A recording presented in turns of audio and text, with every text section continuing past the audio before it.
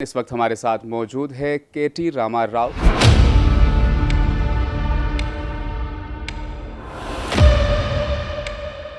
लोकसभा चुनाव का मौसम है, कुछ सवालात इनसे मुंसिफ के नजरिए से।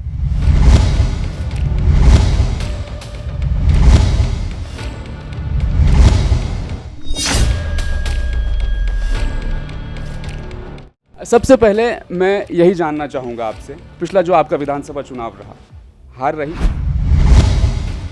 लेकिन माइनॉरिटी वोट बैंक कहीं ना कहीं आपसे नाराज था, ये परसेप्शन अवाम में बना हुआ है। हमने हमेशा से 10 साल जब हुकूमत चलाई, केसीआर साहब ने, उनकी टीम ने, जब भी अगर कोई कमियां, कोई कमज़ोरियां, कोई गलतियां हमने की अगर, तो शायद वो हर किसी को लेके होगा। ऐसा नहीं है कि हमने। मैं खास तौर पर बहुजन समाजवादी पार्टी का जिक्र करूंगा। पार्टी खत्म होने की कगार पर है। आप टीआरएस थे, बीआरएस बने। कांग्रेस कितने रियासतों में पावरफुल है, मुझे बताओ आप। तो कांग्रेस कितने सीटों में आज लड़ सकती है बीजेपी के मुकाबले, आप मुझे बताओ। अगर बीआरएस किंग मेकर की सिचुएशन में पहुंचती है, इंडिया या एनडीए?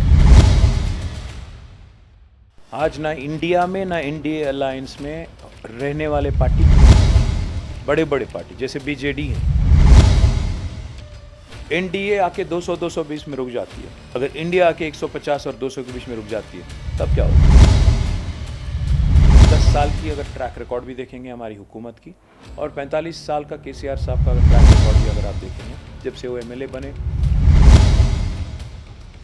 हमें ये तो एहसास हो गया कि कौन हमारा है, कौन हमारा नहीं है। कम से कम अभी एक एहसास तो हो गया कि आज मुश्किलात में, एक मुश्किल वक्त में जो हमारे साथ हैं हमारे भाई। देखिए मुंसिफ टीवी पर एक्सक्लूसिव इंटरव्यू।